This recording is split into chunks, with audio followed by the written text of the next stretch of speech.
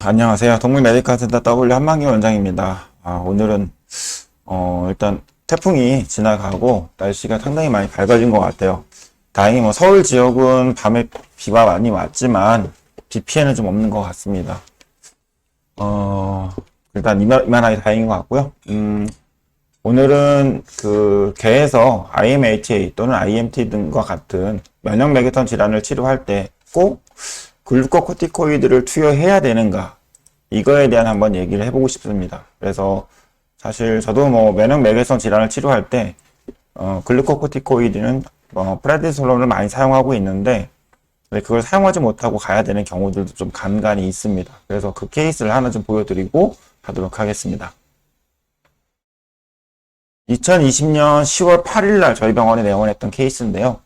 8.4kg에 9년형의 캐스트레드 메일 믹스드 견이었습니다. 이렇게 생긴 환자였었고요. 뭐 코카 좀 닮았던 것 같아요. 기력 소실로 기립불능 상태로 저희 병원에 내원했어요. 사실 다른 병원에서 IMH를 치료받았는데 좋아지는 듯 하다가도 계속 개선이 안 됐고, 그러면서 점점점 근육이 소실돼 가면서 기력이 소실했다고, 그래서 저희 병원에 일단 마지막 희망을 갖고 좀 오셨던 환자입니다. 병력을 본다면 내원하기 2달 전인 7월 7일 날 인근 2차 병원에서 IMH를 진단받았다고 합니다. 그리고 그 병원에서 한 9일 정도 입원해서 한 3회 정도 수혈을 했었고, 면역어갑 치료, 뭐 리브 감마까지 포함해서 수혈을 했었던 것 같습니다.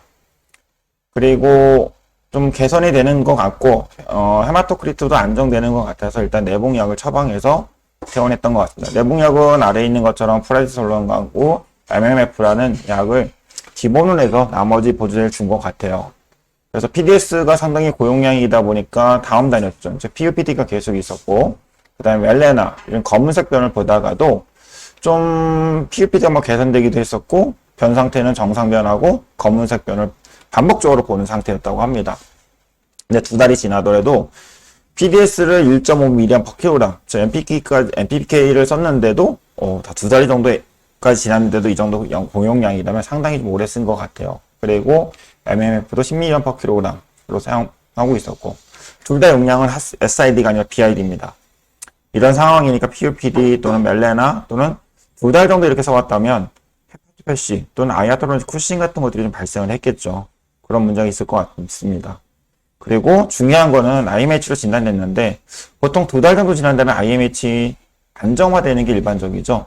근데 이 환자는 9월 25일 날도 헤마토크리트치가 20.91%, 그리고 내원하기 일주일 전인 9월 30일에도 헤마토크리트는 22.61%였습니다. 즉 중등도의 빈혈, 거의 중증 빈혈에 가까울 정도로만 PCB가 유지되는 상태였어요.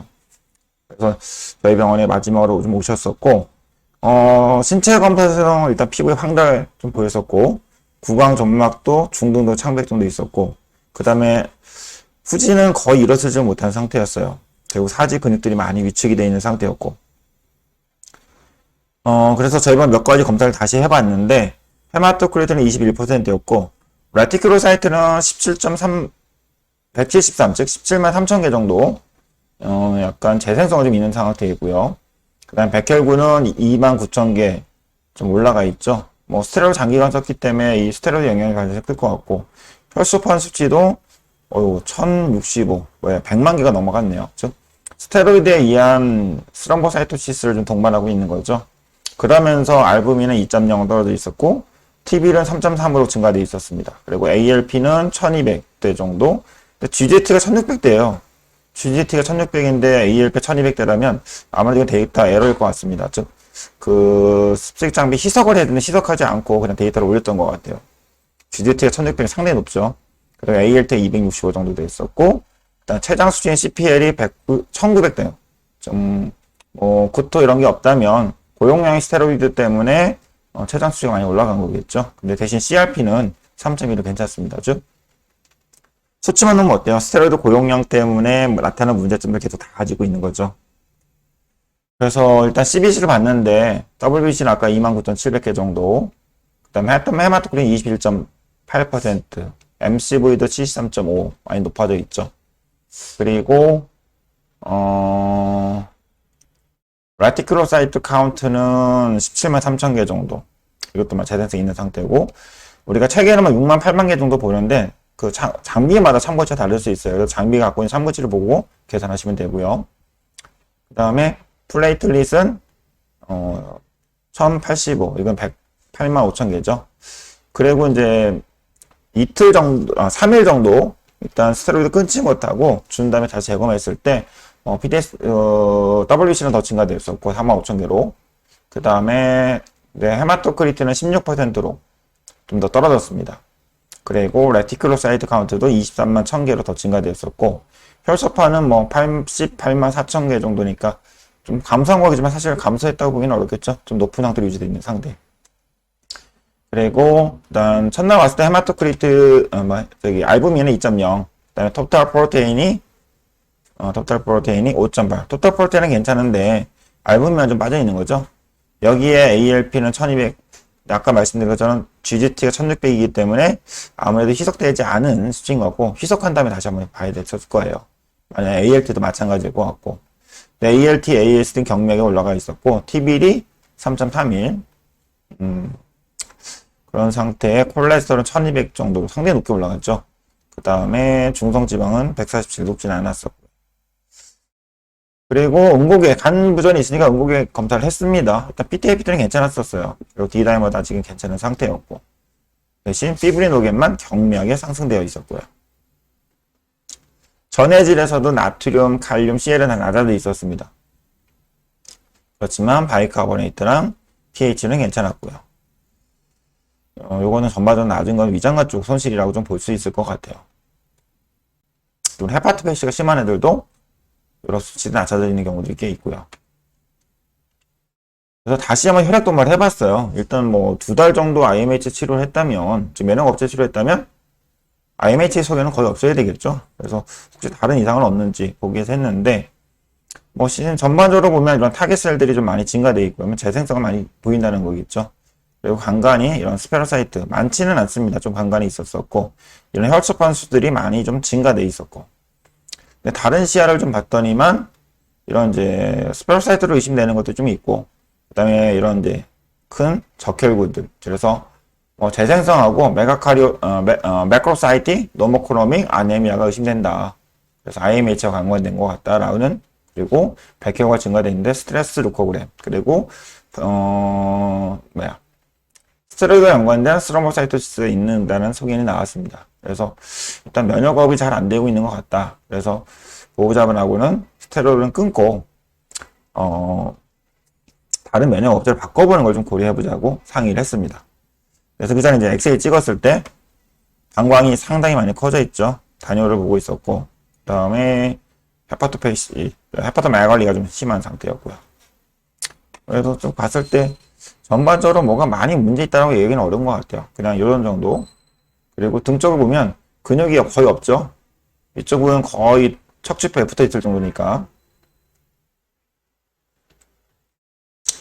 그래서 일단 IMH는 있는 거 확인해 드렸고, 그 다음에 스테로이드 인듀스 헤파토페시랑 아이아트로니지 쿠싱 신드롬이 발생한 것 같다라고 보호자님께 말씀을 드렸어요. 그리고 아까도 말씀드린 것처럼 일단 면역업체 바꾸고 3일 정도 스테로이드 썼다가 3일 후에도 PCB가 아까 16% 떨어졌죠. 21%, 16% 떨어지고.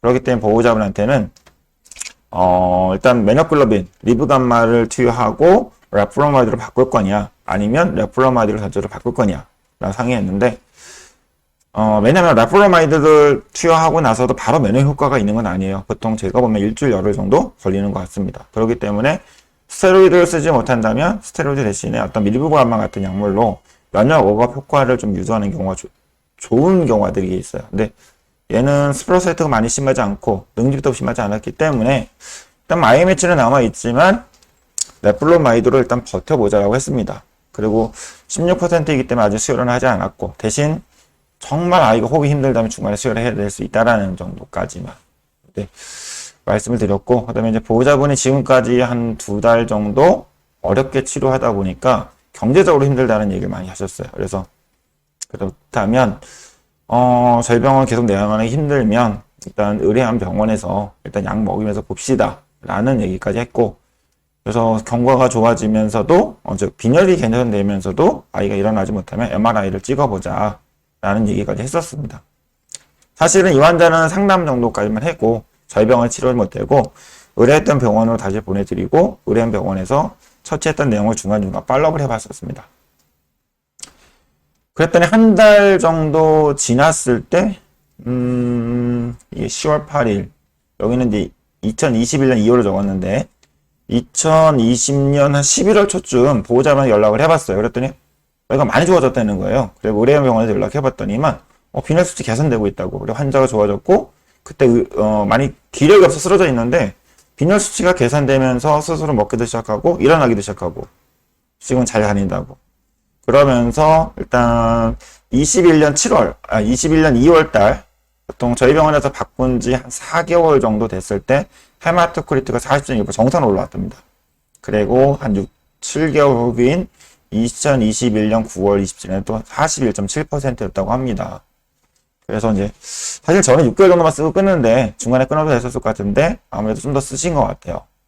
2022년 5월 달까지 먹대다 투약을 중지했었다고 합니다. 이건 제가 잘못된 것 같아요. 9월 달까지 먹이고 중지했고 5월 달에는 투약하고 중지하고 있던 상태라고 합니다. 그리고 보호자분께서 다른 데로 이약하셨고 다시 한번 연락을 해봤는데 지금 이걸 발표해주는 시점에도 연락해 봤을 때 너무 잘 지내고 있다라고 많은 말씀을 해주셨어요. 와, 이거를 보는 거 순간 일단 빈혈이 심해지 않은 상태에서 면역업체를 바꿔준 것만 갖고도 이 환자한테는 상당히 새로운 삶을 준 것 같아요.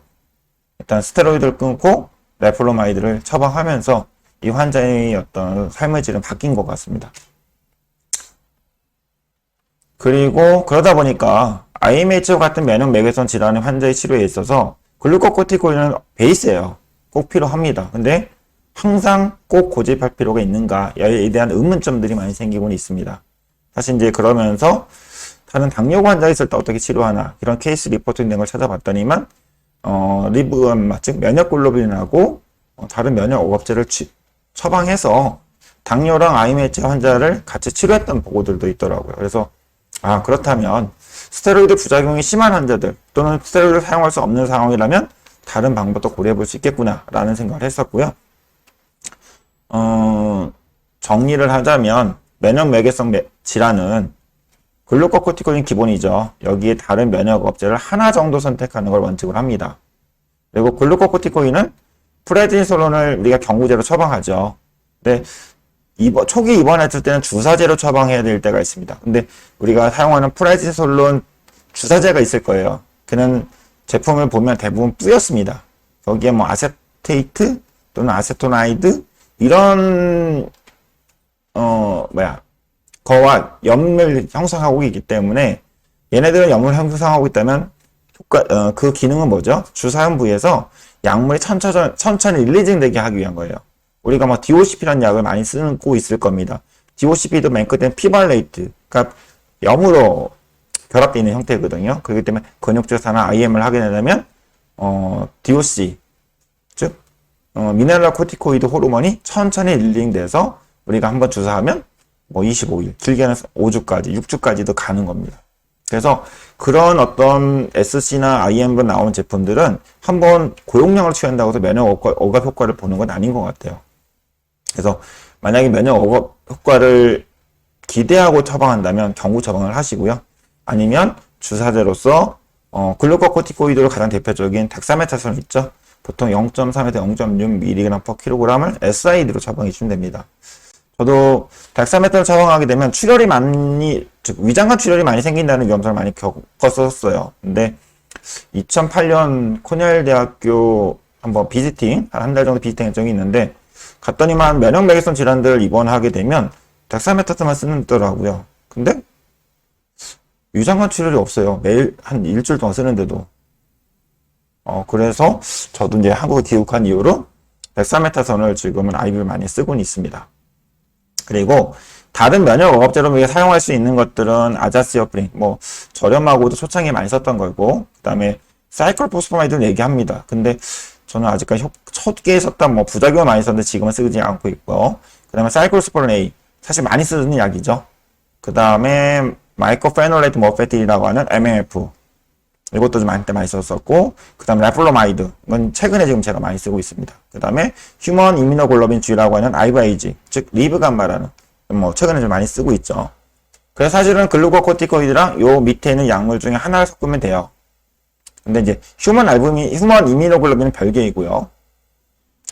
근데 이 중에 이제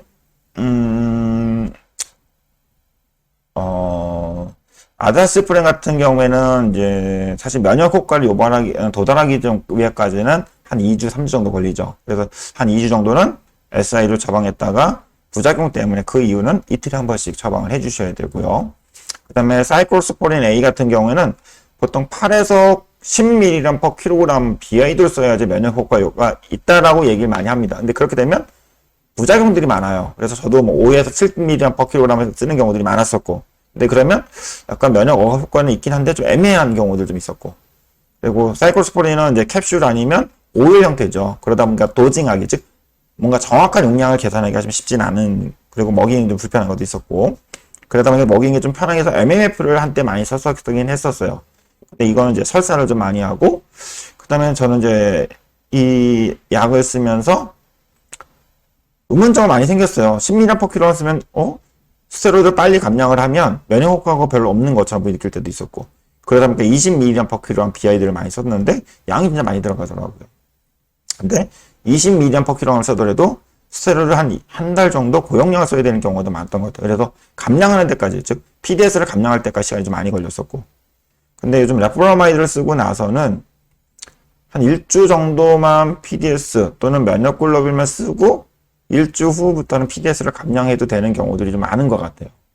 꼭 그런 건 아니지만 그런 경우들이 많았고, 그 다음에 휴먼 이뮤노글로빈 G에 대해서는 미국 저널에 의해서는 이게 휴먼 글로불린이다 보니까 사실 권장을 많이 하진 않죠. 쓸 수는 있다라는 얘기도 있고, 근데 IMH라든지 IMT 또는 GME인 경우도 써본 적이 있어요. 그런 경우에 이제 빠르게 면역 억압을 유도하는 데 있어서는 이뮤노글로빈 G만큼은 효과적인 이 약이 없는 것 같아요. 제일 빠르고.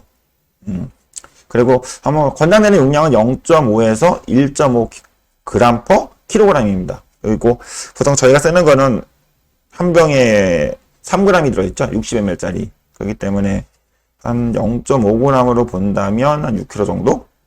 6kg가 한 병 정도. 그래서 저는 1g per kg 정도 내외를 좀 많이 쓰게 됩니다. 그리고 이 이뮤노글로빈 G는 혈관 외 용혈, 즉 익스트라바스큘러 헤몰라이시스는 효과는 있지만 인트라바스큘러 헤몰라이시스는 효과가 없죠. 그런 거 좀 참고하시면 좋을 것 같습니다. 그리고 저도 한때 너무 면역을 되게 강하게 억압해야 된다는 생각 때문에 글루코코티코이드랑 사이클로스포린이랑 그다음에 아자스프린까지 써봤던 적도 있긴 있어요. 근데 이거는 면역 억압 효과가 너무 강해서 감염에 대한 위험성이 높아지게 되죠. 그래서 다른 면역 억압, 스테로이드나 면역 억압제 하나 정도 혼합하거나 또는 다른 면역 억압제 또 강하게 한다면 스테로이드랑 이뮤노글로불린 그리고 다른 면역 억압제 정도 쓰는 게 낫지 않을까 합니다. 그리고 글루코코티코이드는 부작용입니다. 사실 이 부분에 대한 거는 보호자분에게 잘 설명을 드려야 될 것 같아요. 그래서 저도 일단 블로그에다가 작성을 해놓고 보호자분한테 카톡이라든지 문자로 링크를 주고 설명했던 거 한번 다시 한번 보시라고 합니다. 쿠싱 증후가 거의 비슷하죠. 첫 번째로는 다음 단뇨증이 가장 대표적일 거고, 그 다음에 다식증이 생기죠. 이걸로 인해 나중에 체중 증가되는 경우도 있고, 그 다음에 팬팅, 약을 처방하면 애가 밤새 헐떡인다는 얘기 전화 올 때가 있어요. 사실 이것 때문에 호흡성 알칼리증, 즉 레스피레이터리 알칼로시스가 생기긴 하지만 문제가 될 정도까지 생기는 경우는 거의 드문 것 같아요. 그래서 호흡이 좀 빠를 수 있어요 라는 정도 설명을 좀 드리게 됩니다. 그래서 너무 걱정한다면 병원에 내원해서 블러드캐스를 해서 호흡성 알칼리증이 심해졌는지 이것만 체크하시면 되고요. 그 다음에 중요한 건 위장관 출혈이죠. IMT 환자에서는 더 심하기는 것 같고요. 근데 IMH 환자 같은 경우에도 위장관 출혈 유발해서 미란이라든지 궤양을 유발하고 이로 인해서 멜레나, 즉 흑변을 볼 수 있죠. 그래서 보호자분한테는 흑변을 보는지 아니면 혈액성 구토가 있는지 꼭 모니터링 해달라고 얘기를 하게 됩니다.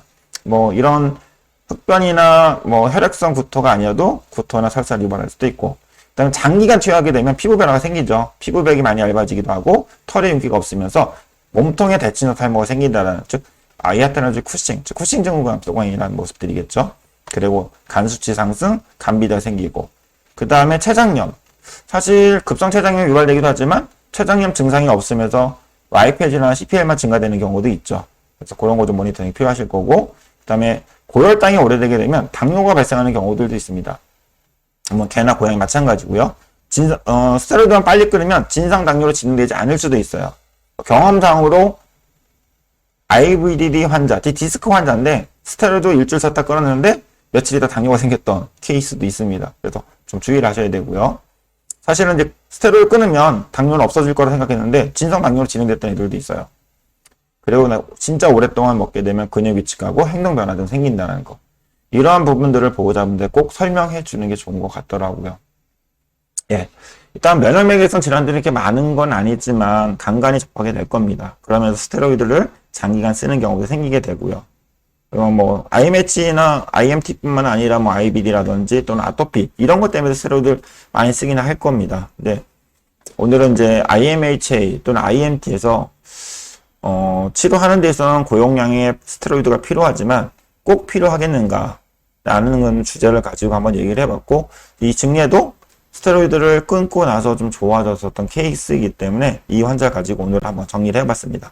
일단 진료에 많은 도움이 됐으면 좋겠고, 그 다음에 부탁드립니다. 구독과 그 다음에 알람 신청을 해주시면 감사하겠습니다.